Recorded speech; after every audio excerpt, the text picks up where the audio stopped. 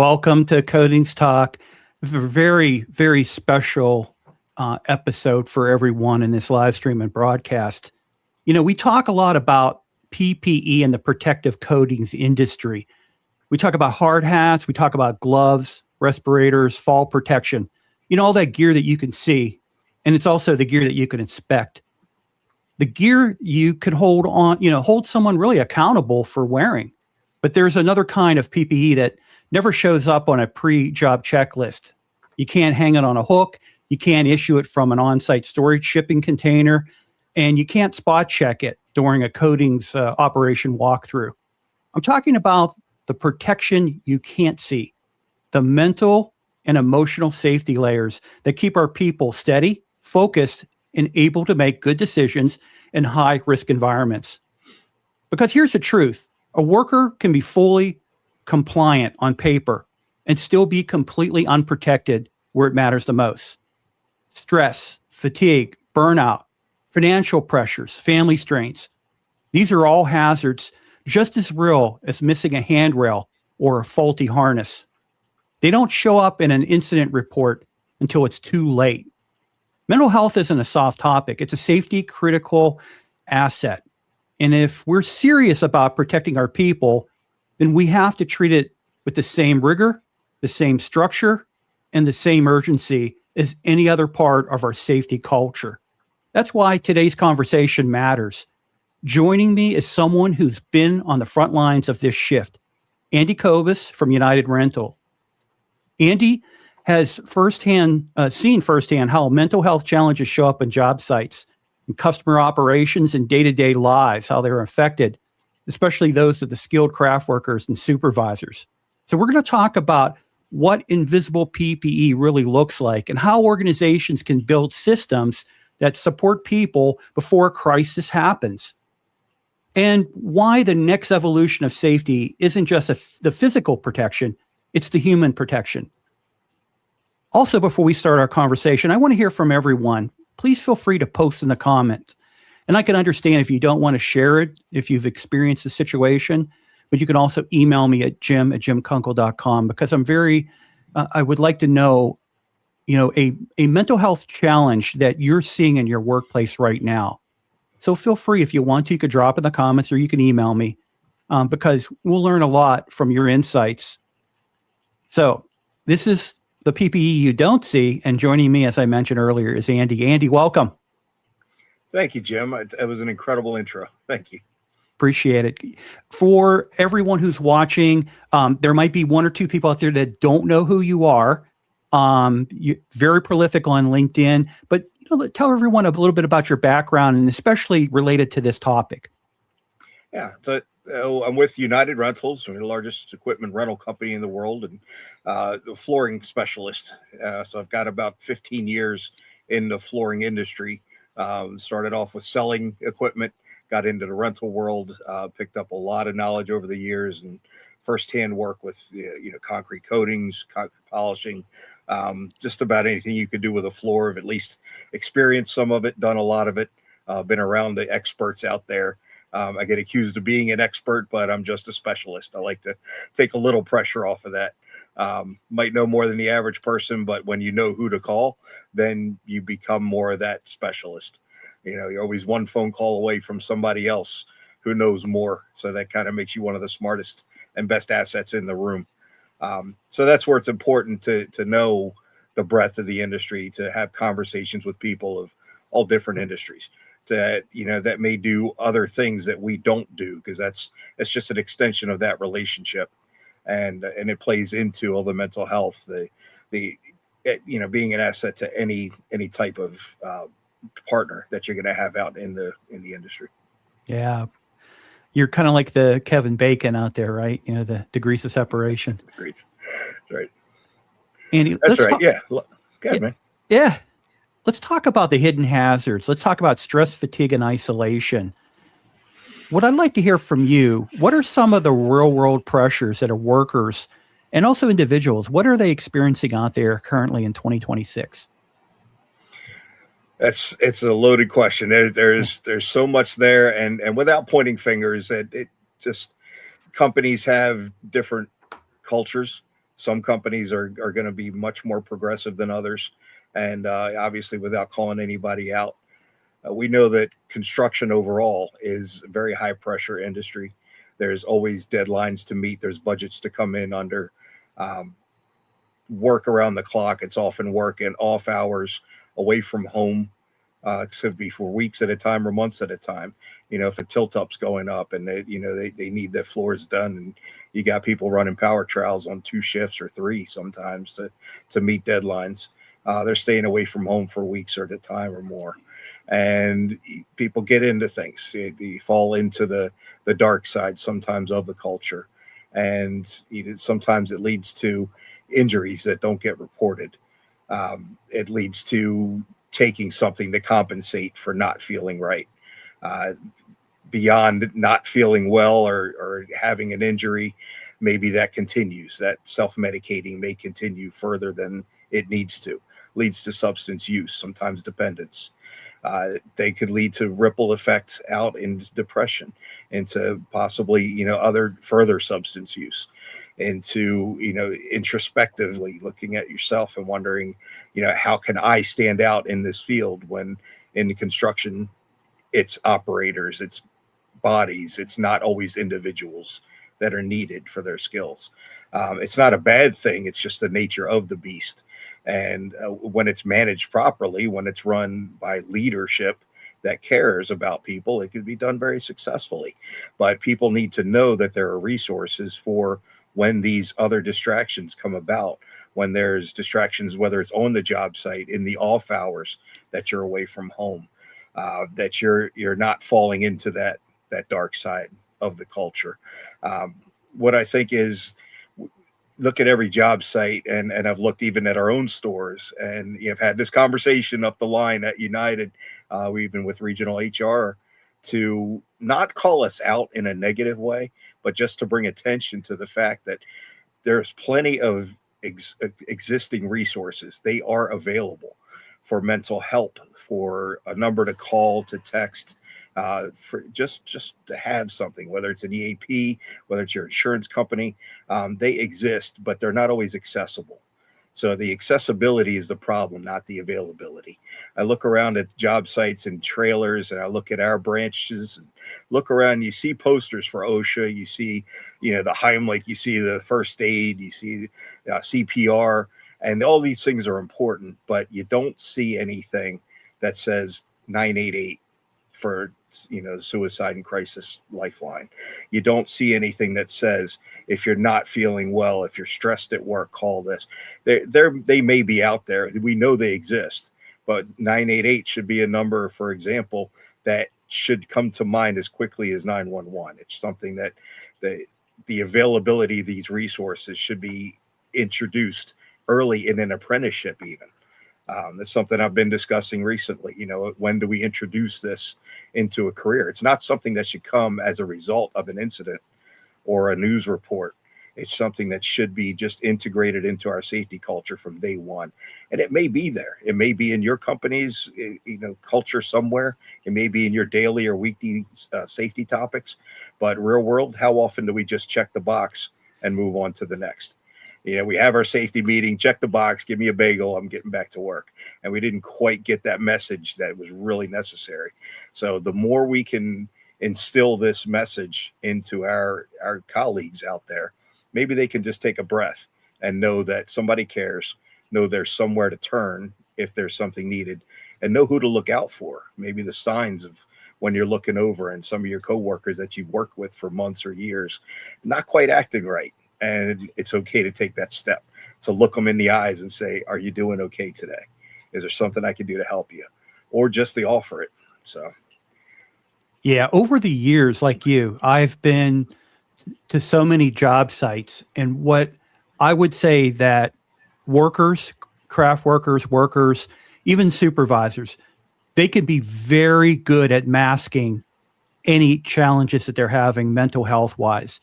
And typically they're at a breaking point or near a breaking point when it's very evident on that site. In what ways, for someone who might be at a job site or might encounter a work crew, how would they say, hey, I see stress in this person. I see some fatigue in this person. Maybe they're having a mental health crisis. What should people look for on that job site, Andy?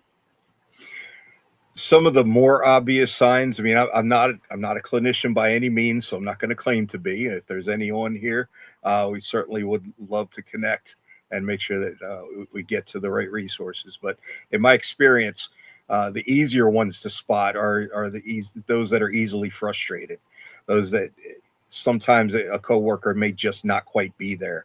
Someone that is pretty skilled on a piece of equipment. Let's say they're on a telehandler and they're missing their mark. They're on a forklift and they're just maybe driving erratically, seem a little frustrated or just a little off. They hit something. Maybe it's not even a recordable incident, it's something enough to say there's a concern about the way you're operating the equipment or the way you're short with other people. And rather than losing your temper and, fueling a fire, we just take a step back and just to say, doesn't seem like your character.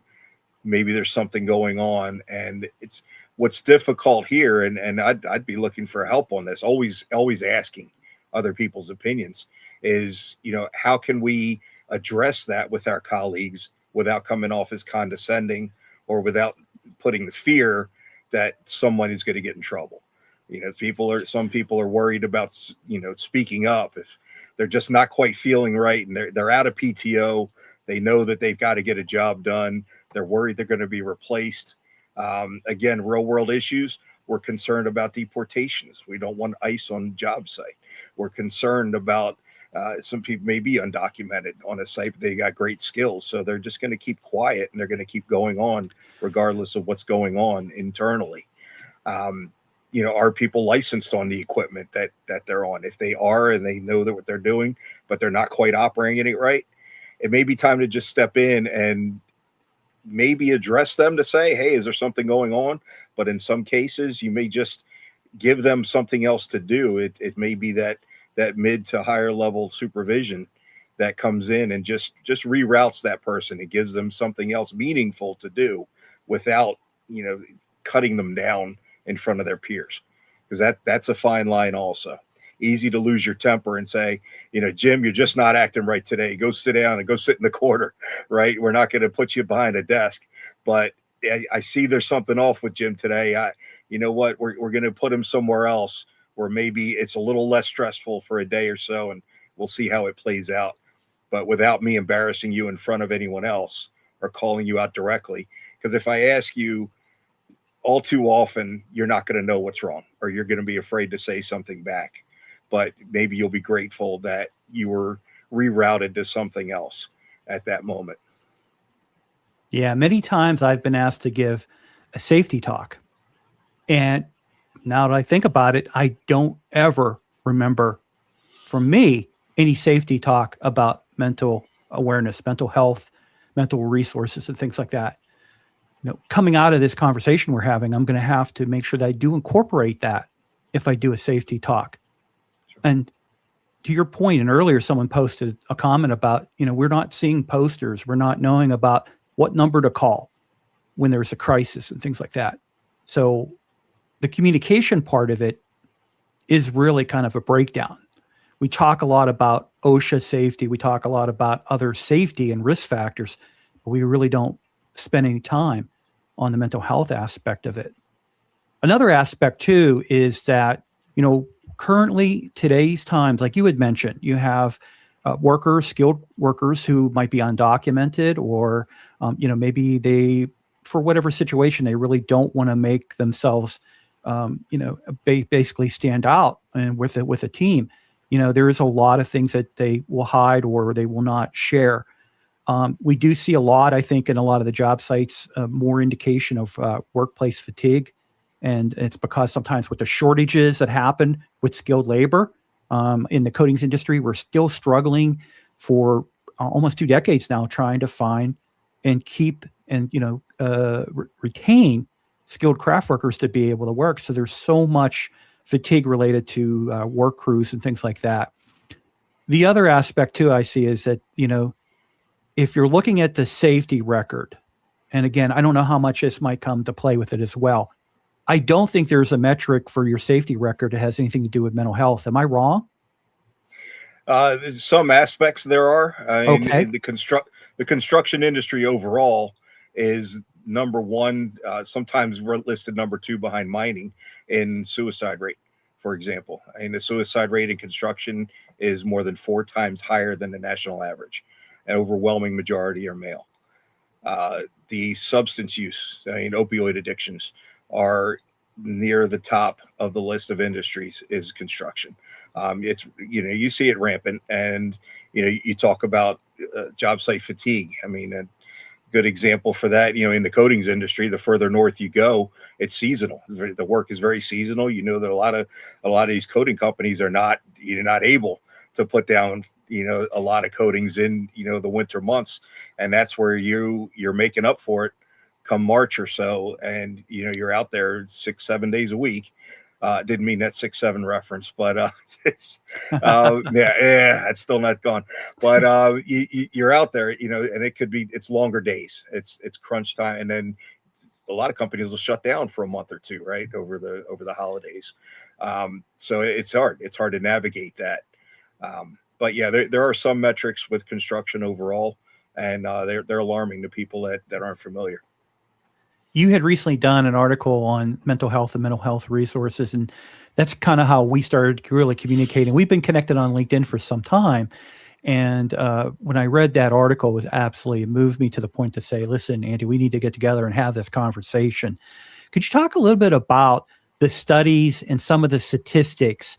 What does the data show? What are the trends? What are some of the field insights? You have discovered some patterns, and I know a lot of times I have read related to mental health. There are certain patterns that exist out there. Could you give us some of those key insights from some of those studies and from your research as well? Yeah, I mean, without having the stats right in front of me, that's the first one that I had presented on. I mean, I'd recently taken a leadership class with the shout out for the Dr. Nancy Grasmick Leadership Institute. As a part of that, one of the presentation that I gave and was selected as one of the 2 to present to the entire cohort. I was honored by that, and I brought it back to our own company, was the awareness of the resources of 988. It's not a United Rentals program. It's not a construction industry program. It's a national crisis hotline for anyone to call or text. So as a part of that, the presentation I gave was a slideshow of about 6 minutes. The slides changed every 21 seconds. And at the very end of it, I referenced back to say that there's a suicide attempt in the U.S. every 21 seconds. Wow. So you think about, I mean, from the time that we started this, we're 18 minutes into this episode right now. I mean, that's, time said, that's 100 lives that have been affected. People that didn't go to work that day, people that had to call 911 when they probably could have called 988 at some point.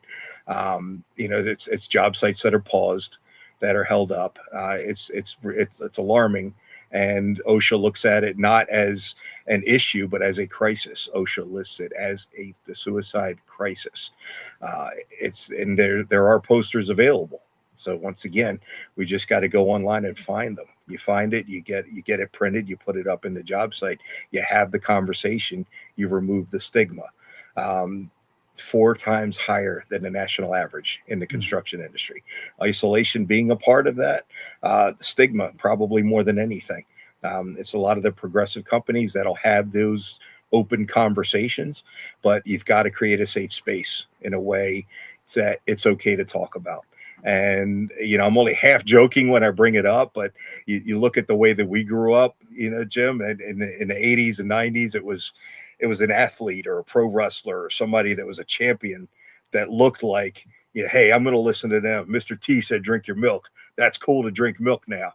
Right. And you need somebody there. And I've had this conversation recently with some HR professionals, and not to be a jerk about it, but to understand the real world in a blue collar industry. We don't always have time to slow down and take in the message.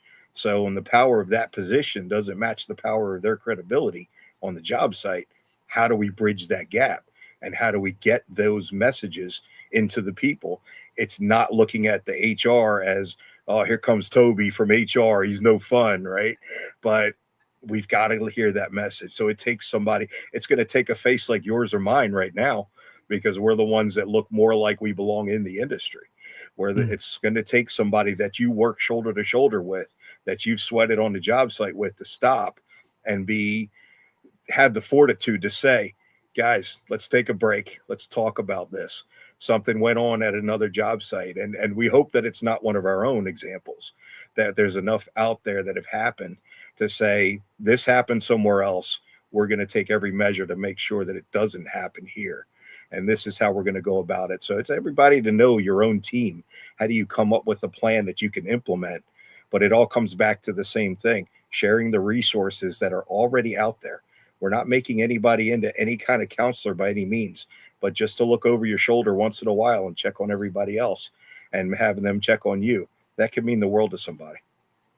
When it comes to construction or industrial painting, the supervisor is really the first line of detection. So why are supervisors so little trained in mental health? That's great. That's very good, because it does come back to training. And that's a great point. So we recently hosted a summit on mental health in the construction industry. And a big part of that was naloxone training. I mean, anybody that's not familiar with naloxone, I mean, it's a life-saving drug that can help someone sustain someone long enough in the case of an overdose that they can receive proper medical treatment. Timing is everything, and training is a huge part of that. Just the awareness to know what to do, to know who to call, to know the protocols for all that. You know, somebody is having a heart attack. Do we know how to use a defibrillator? Do we know how to use, the devices that are at our disposal? Again, you're going back to the very beginning here with the physical versus the emotional or the mental side of things. If we know what to do, if we know how to administer CPR, do we know how to check on someone? It should go hand in hand and be a part of that training, and not just a one time when I came on board. It's something that should be revisited probably every 6 months to a year, with some type of formal training. So it's up to our industry really to come up with some more things that are on paper, that are documented, and it's not just a per company regulation. Very good. I want to give a shout out to Diane.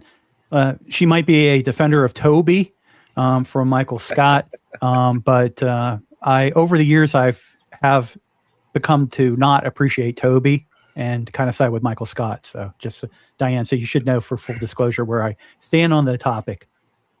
Let's talk about, and I think this is something that you had in your article, but also when I researched this, and we were the angle of the PPE side. Yeah. If we break down the invisible PPE, there are certain concepts for the PPE. The first one would be the awareness PPE. This is going to be the training, like I mentioned, about the supervisors to really go out there and recognize the early signs and be able to, again, like you said, very discreetly be able to work with that individual to inquiry and figure out exactly what might be going on. Is there a certain situation happening?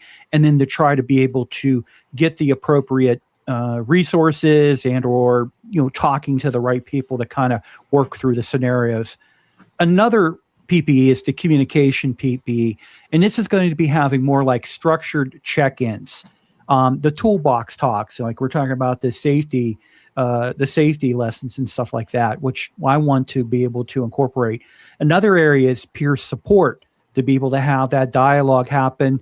Maybe it's amongst the workers, but again, like you say, sometimes the fear of looking weak or looking, not strong or being confident could work against that as well. And then you also have access PPE. Companies, I work for Kunkle, and they have a very good employee assistance program, an EAP. And I've had opportunity to utilize it, not for mental awareness and mental health, but those that are out there, they're available for you, and your companies are providing them for you. You also have telehealth. You have telehealth. You also have crisis pathways, the phone numbers you can call. And a lot of this is going to be totally anonymous and doesn't go back to your employer or doesn't show up on your insurance and things like that as well. And then when we think about environmental PPE, looking at the design of a lot of the construction to be able to find areas that could potentially cause stressful parts of construction, to kind of have that, as we like to say in the protective coatings and corrosion industry, you do some corrosion engineering. So you can kind of engineer as best you can some of those corrosion things that could happen. I believe there's probably ways to look at mental health and be able to shift designs when it comes to it. Workload balance. I know a lot of that has to come down to really the crisis we have in finding craft workers and retaining skilled craft workers as well. And then fatigue management. Related to invisible PPE and what I just kind of covered there, is there any other invisible PPE that you would say is needed at this time? That is amazing. We need to get that documented and into some SOPs for sure. Yeah. Yeah, no, I love it, Jim. I think a lot of it is situational awareness, and it's because it's going to depend on, the tasks at hand. It depends on, variables. I mean, it's the first thing I teach anybody in the world of concrete floors is variables, right? You never know what you're going to come across. So you've got to be prepared for the unknown, which is near impossible to do, but it comes with experience. It comes with, talking to those who've dealt with things in the past. So yeah, I love that. It's a huge starting point. It's great. And knowing that opportunity is another big one. Having the availability, the accessibility to these resources. One of the examples to bring up is, we as a company, we rent porta potties. We get the portable restrooms. Think about one of the places that somebody goes for a little bit of time alone, whether it's, to handle one type of business or any other, or just some time to think, to be alone for a minute. Having that message in there could be great placement. I went recently to a local university, and just so happened that, divine intervention once again in life, that I missed the guest spots, and I was told, well, don't park in the employee spots. Make sure you hit a guest spot. And I went all the way up to the top. I think it was the 5th level, and got up to the roof, and I realized this is why I was meant to come up here, because I saw all the way around that roof of this 5-story building, there were signs that said, if you're in crisis, call or text 988. And I thought, what incredible placement to have that on the roof of a parking deck. Hopefully nothing had happened there, but somebody had the foresight to say, this is a good place to put it. I've seen it in elevators recently. Hopefully I'm raising the awareness of anyone that's listening today, and we'll get this message to just see it, snap a picture of it, share it with your coworkers. Just say, hey, there's companies out here that care, and we're one of them. Put it on your hard hat stickers. That's something that we're doing at United. Placing it by the operators modules in the equipment, just again, so it's just there repeatedly. Having that repetition, I think that's going to help to affect it. Let's talk about employee-centered reality, the reality today. What workers actually need.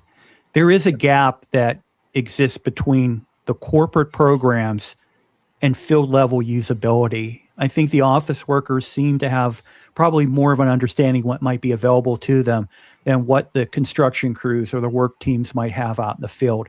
Why does that happen? I think no one answer for that, but a good one that comes to my mind. I've always been more on the blue collar side of things than in a white collar position often. I think what happens in the office day to day is not quite, it doesn't translate out into the field all the time.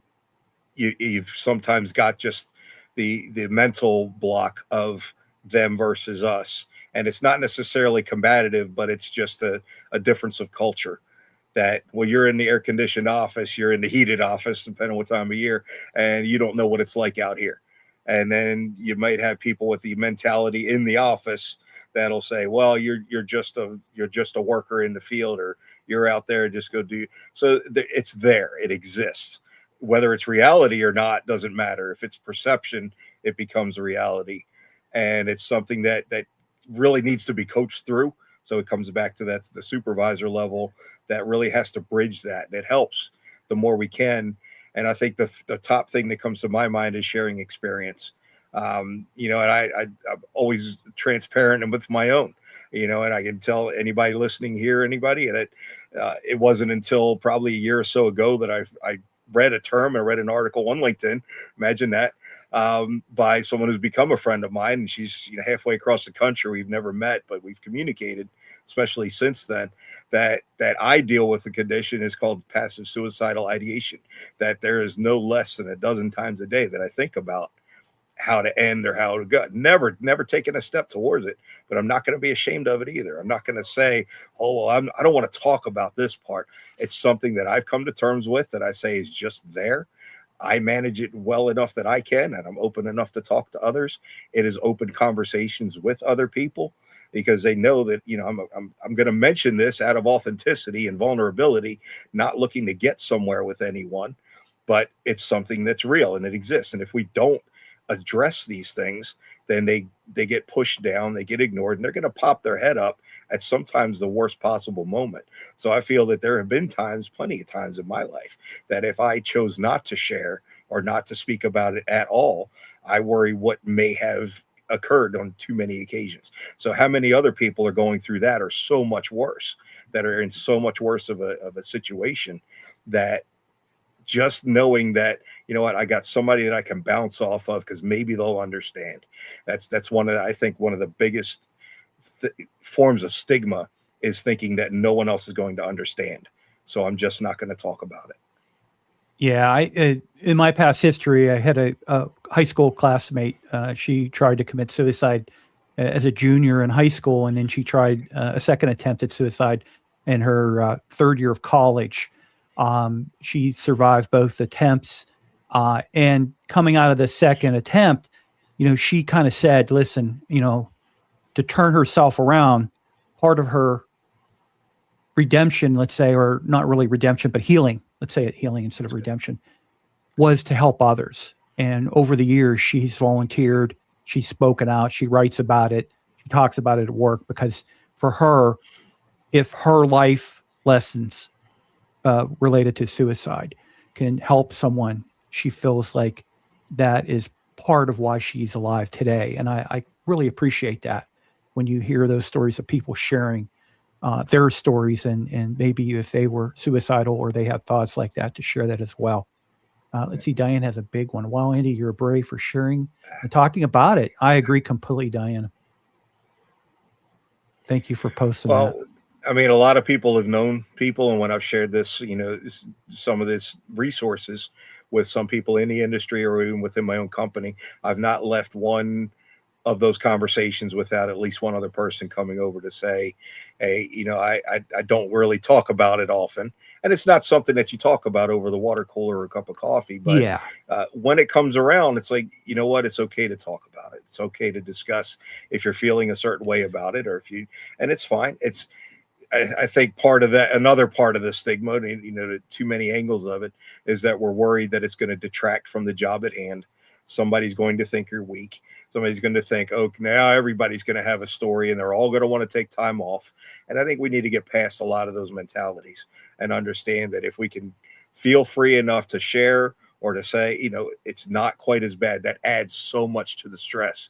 But if we can just have that safe enough space to just mention it, to just say, I'm going to a place where we got a lot of work to get done. We've got deadlines to meet, but the people around me care enough to check in, and I feel safe going there because I know too that they're concerned about my safety. I'm concerned about theirs. We're going to look out for each other. So the next time, if God forbid something happens, if a pallet's tipping over, or a forklift's not running right, or somebody's on a grinder and they're just not quite paying attention to what's in front of them, that somebody's going to step in and be able to help out before something happens. That's what it's all about. Let's talk about practical tools for the field and also for the job site. And I think these are great takeaways from our conversation. It's stuff really you could incorporate as early as tomorrow. The first that I've seen recommended, and I've had an opportunity to speak on before, the 2-minute mental check-ins.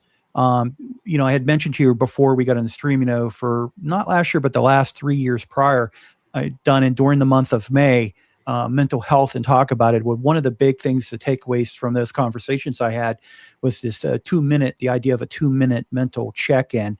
And I think it's really important to try to incorporate those type of check-ins, and you can make them confidential or however you want to do it. It kind of really kind of comes down to how the team, the workers, those out in the field or on a job site feel, and what works best to accomplish a good check-in. That's great. I mean, we do a flexion stretch, right?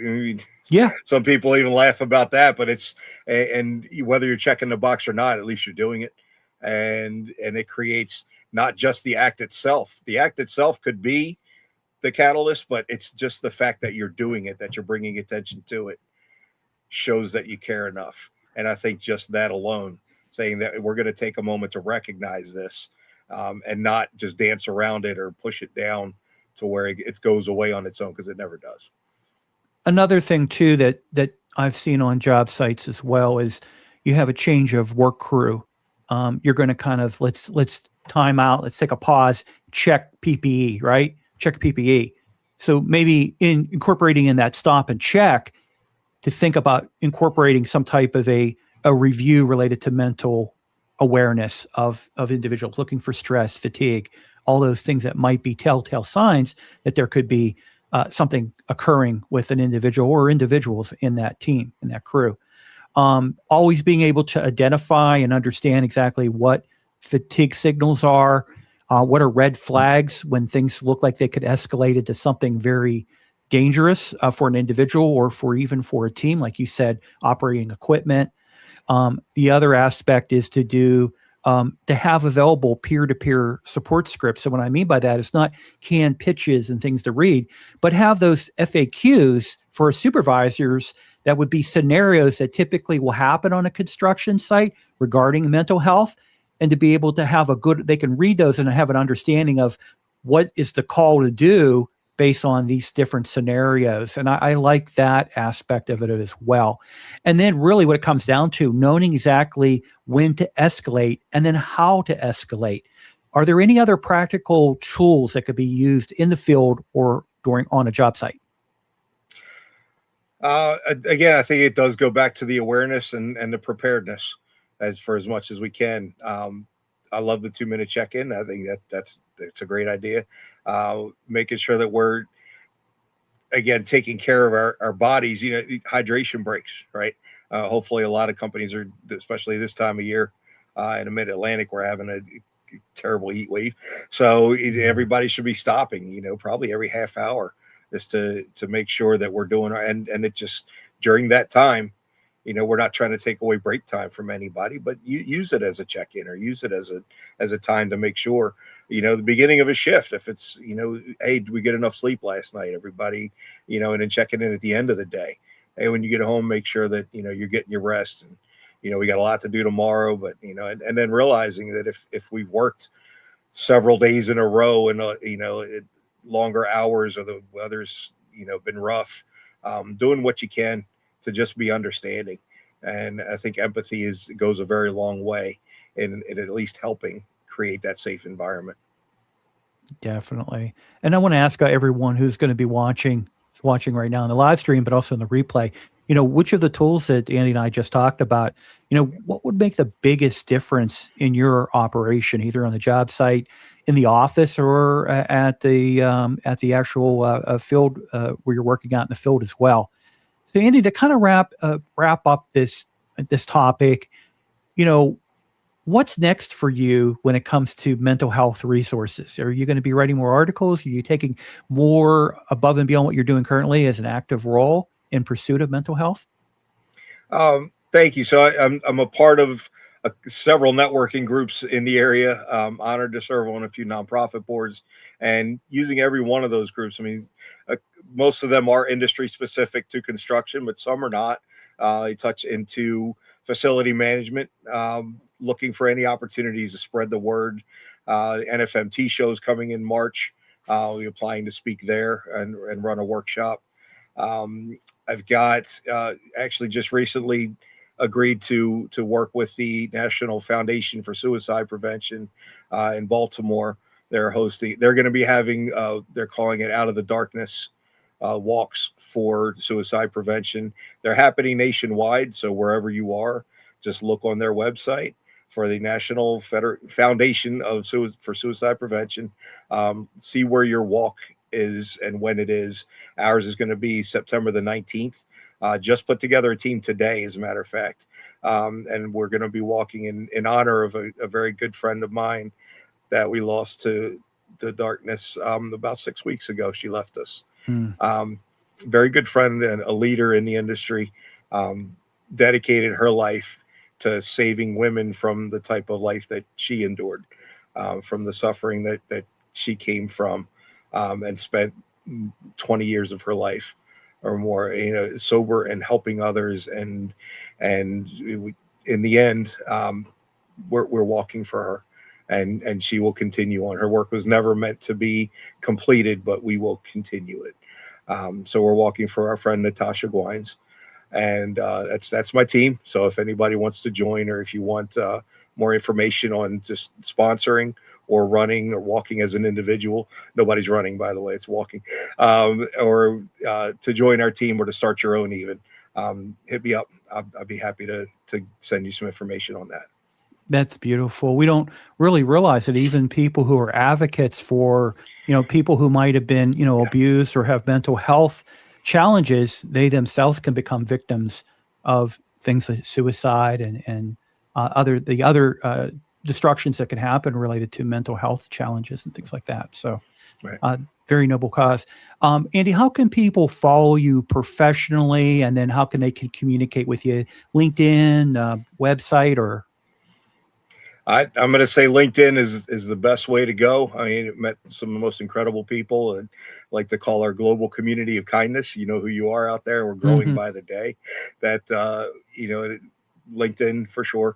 Andy Kobus, you look for this face, and, hopefully it doesn't look like any others named Andy, but you can find me United Rentals, and anywhere in the Baltimore area, you're bound to run into somebody that has at least heard of me. I hope so, in a good way. I hope they have heard of you in a great way. So, but I do appreciate having you on, and I just want to leave with everyone too, to tie the conversation back. If we could really normalize PPE, the protective equipment, we can normalize mental health. And what I want everyone to do after this broadcast ends, first, I want to make sure that you do give it a like. It helps the algorithm. But also on YouTube, on LinkedIn, this is streaming to both platforms. Please take this, share it with a colleague, share it with a friend, share it with a connection, share it with somebody who might need to hear what Andy talked about today, because that's important. We have to look at mental health and really seriously focus hard on it, because it helps others, but it also helps us as well. Andy, thank you so much. Thank you, Jim. The last thing I want to tell you is that anybody out there, I mean, hopefully you do things for the right reasons, but I look at myself, so many people that I'm privileged to be friends with. We're the lighthouse keepers, and the lighthouse continues to shine its light outward, not caring or knowing how many people it's going to reach. You just keep shining it. You might put out those posts. There's plenty of people I know that post consistently incredible messages, great things about hope, about love, about just caring for each other, checking on each other, whether it's in construction, coatings, or any other industry. But keep shining that light. You may not think people are hearing it or seeing it, but you're guiding more people than you'll ever know. So please continue to do it. We will find each other. You will find the right people, and you don't want to know how many people you've helped. You just keep doing it. So thank you for all that do. Thank you, Jim, for putting a light on this, and look forward to collaborating with many poor people moving forward. So thank you. Yeah, everyone share the light. Darkness can't win because of the light. Have a good one, Andy. Thank you. Thanks, brother.